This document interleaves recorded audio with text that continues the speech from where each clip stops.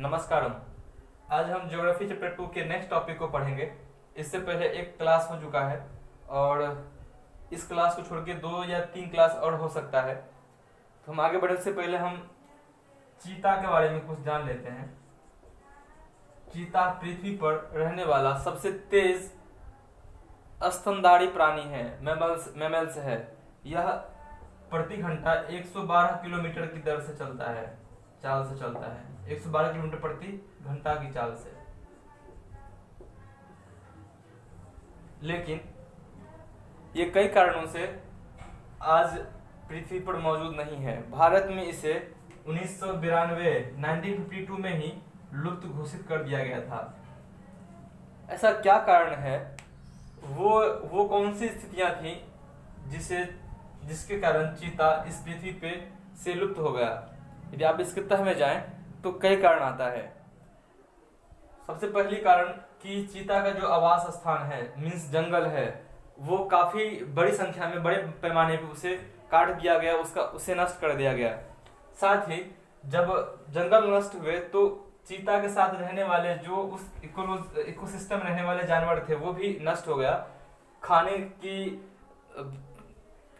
के लिए उन्हें जानवर नहीं मिला करता था और कई कारण मौजूद रहा, जिस कारण इसको अंततः लुप्त होना पड़ा। यदि हम अपने आसपास देखें तो आप पाएंगे कि हम हर एक चीज के लिए अपने प्रकृति पर निर्भर हैं और उसमें निवास करने वाले जानवरों पर निर्भर हैं। यदि आप अन्न को खा रहे हैं तो आप पौधों पर निर्भर हैं। यदि आप दूध अथवा मांस खा रहे हैं तो आप पशुओं पर निर्भर हैं। हमारे जीवन में इन सब का काफी अहम योगदान है, है और रहेगा भी। भले ही हम कितने भी विकास क्यों ना कर लें, हमारा जो मूल आवश्यकता की चीजें हैं हम इन्हीं सब चीजों से ग्रहण करते हैं, पाते हैं। वो लकड़ी हो, छाल हो, पत्ते हो, रबड़ हो, दवाइयाँ हो, भोजन हो, ईंधन हो, चाय हो, या फिर खाद ही क्यों नहीं हो, वो किसी अन्य तरह के पदार्थ ही क्यों ना हो, हम जब पाते हैं तो प्रकृति से ही लेते हैं। वो मिनरल्स ही क्यों नहीं हो, हम धरती को खोद के निकालते हैं। इन सब के कारण प्रत्यक्ष या अप्रत्यक्ष रूप से, सीधे तौर से, जिससे हम डायरेक्टली या इनडायरेक्टली कह लें, कहीं न कहीं फॉरेस्ट और वाइल्ड लाइफ पर काफी इफेक्ट पड़ा है। वन्य जीवन और वनस्पतियों पे काफी प्रभाव पड़ा है और उसकी संख्या में, उसकी मात्रा में काफी गिरावट आई है। भारत में वनों का सबसे बड़ा नुकसान ब्रिटिश काल के दौरान हुआ, क्योंकि ब्रिटिश काल के दौरान ही बड़े पैमाने पे इंडस्ट्रियलाइजेशन हुआ और उस औद्योगिकीकरण के कारण खनन कार्य, माइनिंग, जंगलों को काट करके रेलवे लाइन बिछाना, नए नए शहरों को लगाना, खेती के लिए जंगलों को साफ करना, ये सब शामिल था, जिसके कारण जंगलों का काफी बड़े पैमाने पे नुकसान हुआ और उसमें रहने वाले जो जीव थे उन्हें भी नष्ट होना पड़ा। आजादी के बाद भी इस वन क्षेत्र में कमी लगातार होती रही, क्योंकि हमें खेती के लिए जगह चाहिए था, जमीन और खेत चाहिए था खेती करने के लिए, फसल उगाने के लिए। तो उसकी पूर्ति भी हम लोगों ने वनों को नष्ट करके, वनों को साफ करके ही किया। भारत में एक सर्वेक्षण हुआ था 1951 में। एक सर्वेक्षण के दौरान 1951 से 1980 के दौरान इस बीच में लगभग 26,200 स्क्वायर किलोमीटर 26,200 स्क्वायर किलोमीटर का जो क्षेत्र था, वन क्षेत्र था, उसे कृषि योग्य बनाया गया। जंगलों को काट करके खेत बनाया गया वहां पे और खेती किया जाने लगा। अधिकतर जो जनजातीय समूह है और जो जनजातीय क्षेत्र हैं, उन क्षेत्रों में एक खास प्रकार की खेती की जाती है जो भारत के पूर्वोत्तर राज्यों में अधिकांशतः मिल जाता है।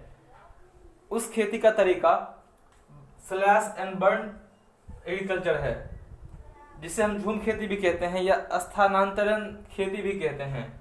मतलब यदि जमीन का ये टुकड़ा है, जमीन का ये टुकड़ा है और इस पे जंगल है, तो इसे साफ करके उस जंगल को सूखने के लिए छोड़ देता है। जंगल से जो भी पौधे या पेड़ होते हैं, और उसको फिर जला करके उसके राख को उसी मिला करके उस पे खेती की जाती है। 1, 2 या 3 साल तक खेती की जाती है और फिर जब इसकी उर्वरक क्षमता कम हो जाती है तो बगल के किसी दूसरे जगह पे जाकर के खेती इसी तरीके से पेड़ पौधे को काट करके वहां जलाया जाता है और फिर खेती की जाती है। तो इस खेती के कारण भी वनों का काफी हानि हुई है और वनों की कटाई हुई है।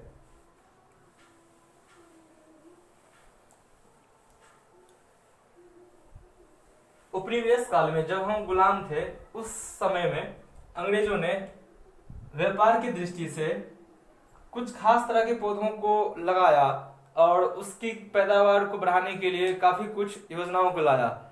जैसे इसे संवर्धन, वृक्षारोपण या इनरिचमेंट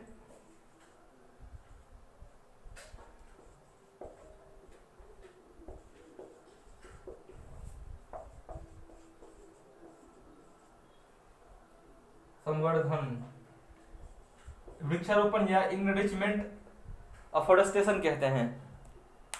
इसमें एक खास क्षेत्र के पौधों को काट करके दूसरे पौधों को लगाया जाता है जो व्यापार की दृष्टि से ज्यादा किफायती होता है, ज्यादा वो रिटर्निंग दे पाए, उसका निर्यात करके वो कमा पाए, ऐसे पौधों को लगाया जाता था। इस तरह की परिस्थिति में जो बाकी दूसरे पौधे हुआ करते थे उनकी संख्या काफी कम होती गई। जैसे सागवान के रोपण से, सागवान के वृक्ष को लगाने से उस क्षेत्र में दक्षिण भारत में रहने वाले बाकी दूसरे प्राकृतिक वन बर्बाद हो गए। सागवान व्यापारिक दृष्टि से काफी कीमती लकड़ी है और उसका सिर्फ और सिर्फ उसके जंगल को लगाने से, सिर्फ उस जंगल में सागवान ही हो, तो इससे बाकी जो दूसरे पौधे थे उन पौधों को बर्बाद होना पड़ा। इसी तरीके से हिमालय में चीड़ को लगाने से, चीड़ पाइन को लगाने से हिमालय का जो हिमालयन ओक और रोडोडेंड्रोन था, इन दोनों वनों का नाश हो गया। ओक और रोडोडेंड्रोन नामक वन का। तो जब हम उपनिवेश समय में जी रहे थे उस समय में काफी बदलाव आया वन क्षेत्र में और काफी बड़ी भूमि में और वनों के संख्या में बदलाव आया। वनों की प्रकृति में भी बदलाव आया कि पहले किस तरह के पौधे थे उसमें बाद में किस तरह के पौधे आ गए, तो कई बदलाव वहां पे देखने के लिए मिला। इसके अलावा जो बड़ी बड़ी परियोजनाएं हैं, बड़े बड़े प्रोजेक्ट हैं, नदी परियोजना है, बांध परियोजना है, नदी बांध परियोजना, उन सब के कारण भी वनों का नाश हुआ है। यदि कहीं पे एक डैम बन रहा है तो उस डैम के आसपास वाले बड़े भूभाग पानी में डूब जाता है और उसमें उस क्षेत्र में रहने वाले जो वन होते हैं और जो जनजातीय समूह होता है उन सबको वहां से हटना पड़ता है। वन तो नष्ट होता है लेकिन जनजातीय समूह को वहां से हटना पड़ता है, वो कहीं और पुनर्वास के लिए मजबूर होते हैं।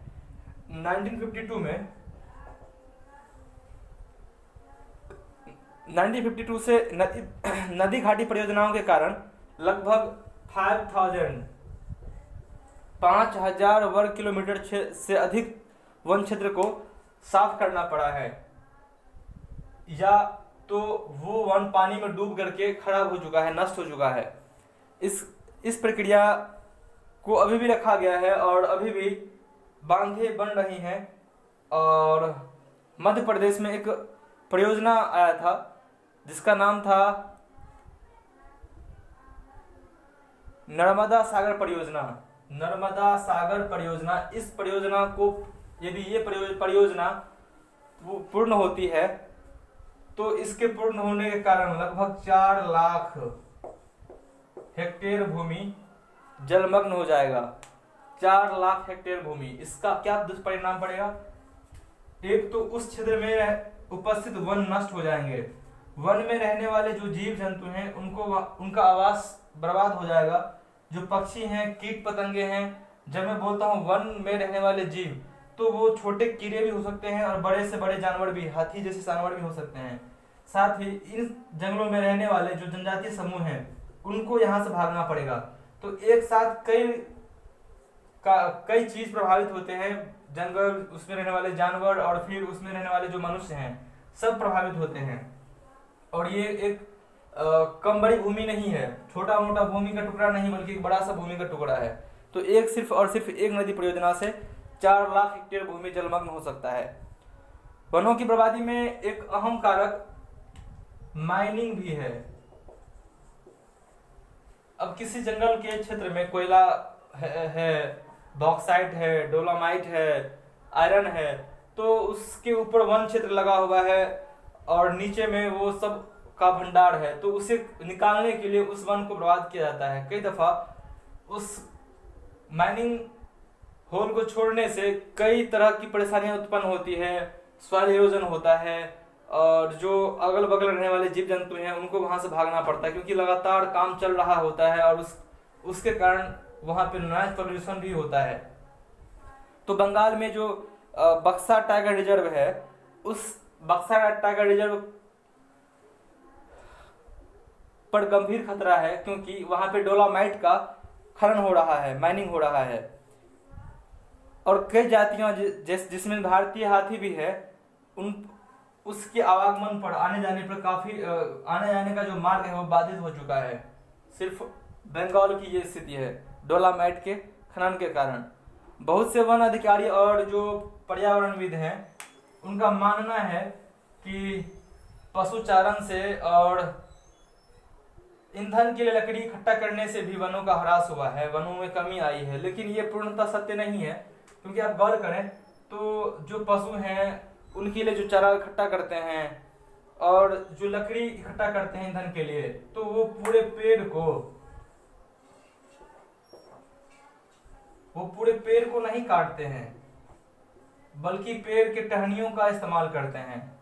अक्सर ऐसा ही होता है कि पेड़ के टहनियों को तोड़ के वो पशुओं को खिलाते हैं, बकरी भेड़ को खिलाते हैं और उसी की टहनियों का इस्तेमाल वे लोग लकड़ी का टहनियों का इस्तेमाल ईंधन के लिए करते हैं। यदि पेड़ सूखा है तो उसे काट सकते हैं, लेकिन यदि बड़े पैमाने पे टहनियों का इस्तेमाल होता है तो ये पूर्णतः सत्य नहीं है। जो सामाजिक कार्यकर्ता या पर्यावरणविद या जो वन अधिकारी ऐसा मानते हैं। पारिस्थितिक तंत्र देश के मूल्यवान वन पदार्थों, खनिज और अन्य संसाधनों के संचय कोष हैं। वन किसी देश का पारिस्थितिक तंत्र मूल्यवान वन पदार्थों, खनिजों और अन्य संसाधनों के संचय कोष होते हैं और ये तेजी से विकसित होती औद्योगिक शहरी अर्थव्यवस्था की मांग की पूर्ति करता है। यदि ये संचय कोष नहीं होते तो औद्योगिकरण में, शहरों के औद्योगिकीकरण में इतना वृद्धि नहीं होता या वो औद्योगिकीकरण सफल होता ही नहीं। लेकिन इन सब कारणों से ही ये जो खनिज पदार्थ हैं, ये जो वन पदार्थ हैं या जो दूसरे अन्य संसाधन हैं जिसका इस्तेमाल शहरों के निर्माण में, शहरों के विकास में और औद्योगिकीकरण में करते हैं, वो संभव नहीं हो पाता। और इसकी मांग के कारण ही कहीं न कहीं वनों में काफ़ी ह्रास हुआ है, वनों में काफ़ी कमी आई है।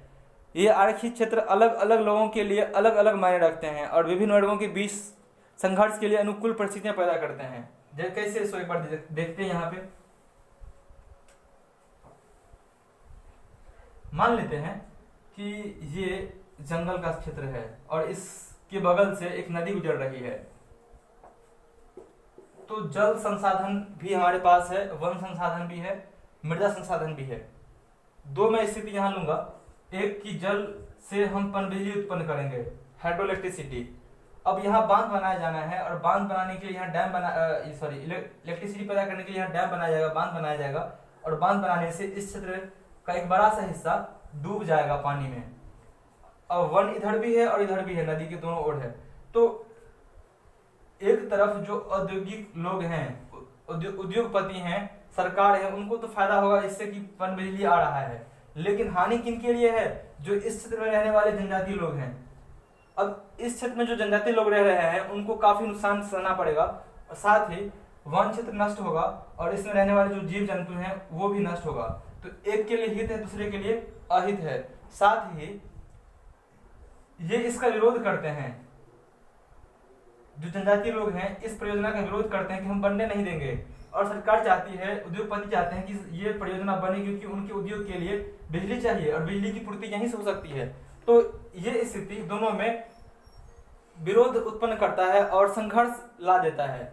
दूसरी स्थिति मान लेते हैं कि कोई नदी नहीं है, लेकिन जंगल के बीच में ही, जंगल में ही कहीं पे कोई माइनिंग स्पॉट है, तो वहां से खनिज को निकाल करके उसे उद्योग तक लाया जा रहा है, औद्योगिक नगर तक लाया जा रहा है। तो इसमें जो ट्रांसपोर्टेशन है, सड़क बनाया जाना है, इस सब के कारण जंगल को साफ किया जा रहा है। जंगल को साफ करने से कई औषधीय पौधे और कई कीमती पौधे नष्ट हो जा रहे हैं, जिससे जनजातीय समूह काफी क्रुद्ध होता है, उनको काफी लॉस सहना पड़ता है। साथ ही जो जीव, जंगली जीव रहते हैं, उनको भी काफी हानि होती है।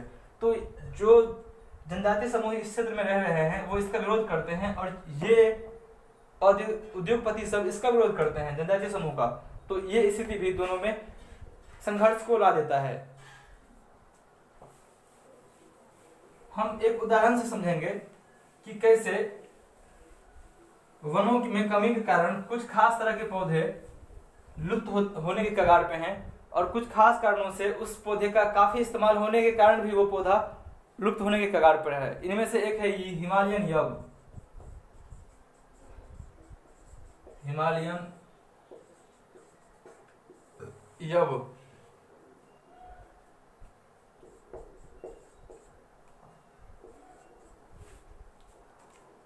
हिमालयन यब ये चीड़ की प्रकार का सदाबहार वृक्ष है, एक औषधीय पौधा होता है ये। इसका इस्तेमाल औषधि में या दवा बनाने में करते हैं।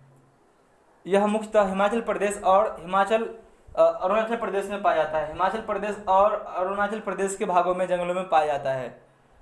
इस पेड़ की जो छाल है, पत्ती है, टहनी है और जड़ है, इसमें से एक खास तरह का रसायन निकलता है जिसका नाम है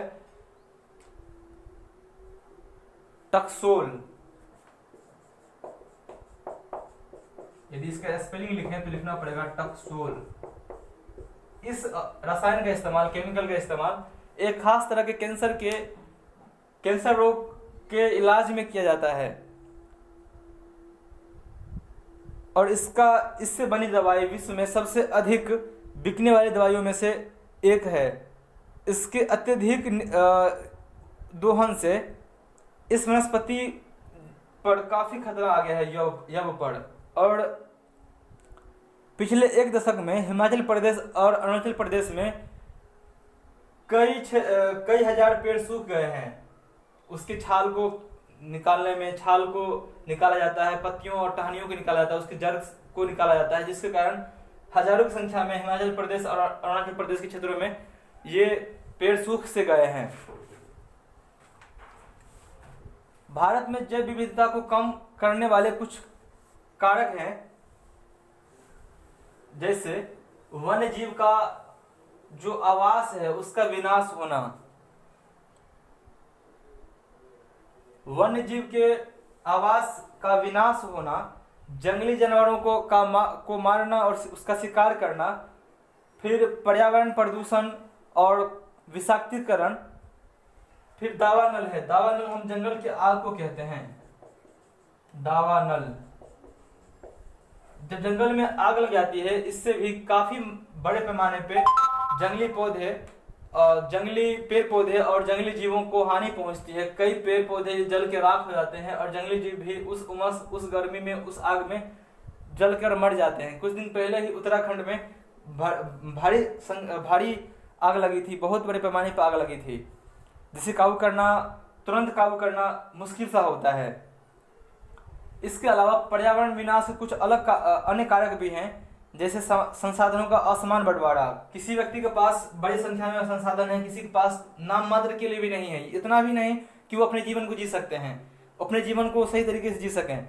तो ये असमान बंटवारा भी पर्यावरण विनाश के कई मुख्य कारण है। अब जिसके पास अधिक संख्या में संसाधन है, वो उसका अधिक दोहन कर रहा है और अपने तरीके से, मनमानी तरीके से दोहन कर रहा है, जिसके कारण बड़ी संख्या में संसाधनों का विनाश होता है। फिर है पर्यावरण के रख रखाव की जिम्मेदारी में असमानता।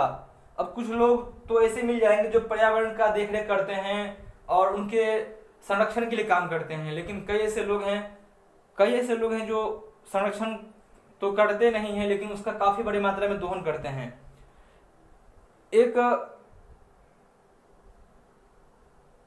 एक आम राय ये भी है, खास करके विकासशील देशों में, जो अंडर डेवलप्ड कंट्री हैं, उनमें ये खास सोच है कि पर्यावरण विनाश का सबसे मुख्य कारण अधिक जनसंख्या है। लेकिन ये सही नहीं लगता है, क्योंकि जो एक अमेरिकी नागरिक औसतन यदि तुलना किया जाए तो औसत संसाधन उपभोग जो एक अमेरिकी नागरिक का है, वो उपभोग एक सोमाली नागरिक से ये एक विकसित देश है अमेरिका, और सोमाली एक विकासशील देश है। तो एक सोमाली नागरिक से एक अमेरिकी नागरिक का संसाधन उपभोग का दर औसतन 40 गुना ज्यादा है। मतलब यदि 1% ये सोमाली नागरिक कर रहा है तो ये 40% दोहन कर रहा है संसाधन का। तो ये कहना उचित नहीं है कि अत्यधिक जनसंख्या इसका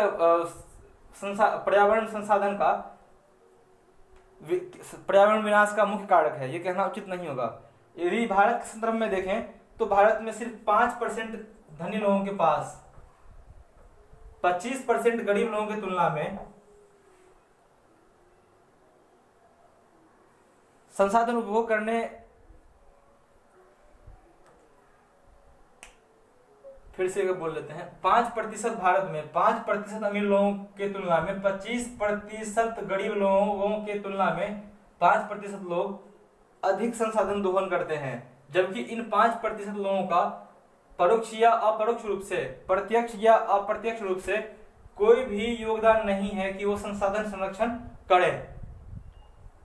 तो प्रश्न उठता है कि यह कौन, क्या, कहां से और कितना उपभोग कर रहा है। ये काफी मायने रखता है कि कौन व्यक्ति है, वो कितना और किस मात्रा में उपभोग कर रहा है, और क्या वो उपभोग कर रहा है तो उसकी भरपाई वो फिर से कर पा रहा है अथवा नहीं।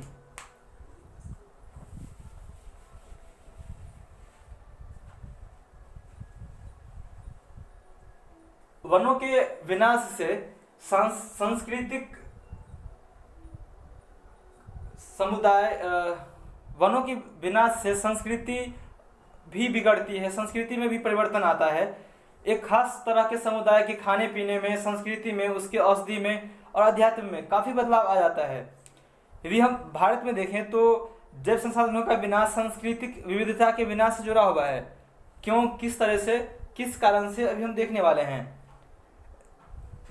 जैव विनाश के कारण कई मूल जातियां और वनों पर आधारित समुदाय काफी गरीब होते जा रहे हैं और वे आर्थिक रूप से काफी दयनीय स्थिति में पहुंच गए हैं। गरीब वर्ग में भी खास करके महिलाएं हैं, उन पर काफी दबाव है, वो काफी अधिक प्रभावित हुए हैं इससे। कई समाजों में खाना, चारा, जल और दूसरी जो जरूरी चीजें होती हैं उसका वो पूर्ति जंगलों से ही करते हैं और इसकी जिम्मेवारी महिलाओं के ऊपर होती है। जब उन संसाधनों का जिनसे खाना और चारा वगैरह मिलता है, जब कमी हो जाती है तो उनको कई दफा काफी दूर जाना पड़ता है, तकरीबन 10 किलोमीटर दूर तक उनको जाना पड़ता है। और चूंकि शारीरिक मेहनत बहुत ज्यादा हो रहा है, इसलिए इनका स्वास्थ्य भी गिरता है, क्योंकि उस तरह से वो पौष्टिक आहार ले नहीं पाते हैं। जो उनके बच्चे होते हैं घर पे, उसकी देखरेख भी सही तरीके से नहीं हो पाती है। तो हम कह सकते हैं कि गरीबी का संबंध पर्यावरण विनाश से भी है। अब एक खास समुदाय में नहीं, जैसे अब कोई उद्योगपति है, उनके लिए तो ये फायदे का सौदा है कि हम खनिज को लाएं, हम जंगलों को काट के लाएं और मार्केट में बेच दिए। लेकिन जो लोग उस जंगल पे आश्रित है, उस जंगल पे ही निर्भर है कि हमें हर एक चीज जंगल से ही मिल रहा है, उनके लिए ये घाटे का सौदा है। इसके अलावा इनडायरेक्टली गरीब लोगों को कुछ खास कारणों से भी प्रभावित होना पड़ता है। वनों के विनाश के कारण सूखा आता है और कई दफा अक्सर बाढ़ भी आती है, और सूखा और बाढ़ का सबसे अधिक प्रभाव इन गरीब लोगों के ऊपर ही होता है। गरीब लोगों को ही सूखे और बाढ़ का काफी प्रभाव झेलना पड़ता है। तो जरूरी है, और ये समय और समाज की मांग है कि संसाधनों का सही तरीके से उपयोग करने के लिए एक खास तरह की नीति बनानी चाहिए जो पूरे समाज में संतुलन ला सके। यहां तक में किसी को भी कोई परेशानी, कोई डाउट, कोई भी कंफ्यूजन हो तो जरूर पूछें। मैंने नोट्स दे दिया है इसका, जहाँ तक मैंने आज चर्चा किया है, तो एक बार नोट्स को जरूर पढ़ें, और मैं चाहता हूँ कि आप नोट्स को जरूर बनाएं, ताकि आपका जो एक नंबरी है, ऑब्जेक्टिव क्वेश्चंस है, वो आपका क्लियर होता जाएगा। और एग्जाम में यदि पूछा जाए कभी कहीं से भी पूरे टॉपिक में से किसी इस सब्जेक्ट के अंदर से किसी भी टॉपिक से पूछा जाए, तो मुझे नहीं लगता कि नोट्स में वो बात ऐड या नोट नहीं, उसमें ऐड नहीं किया गया है। बहुत बहुत धन्यवाद।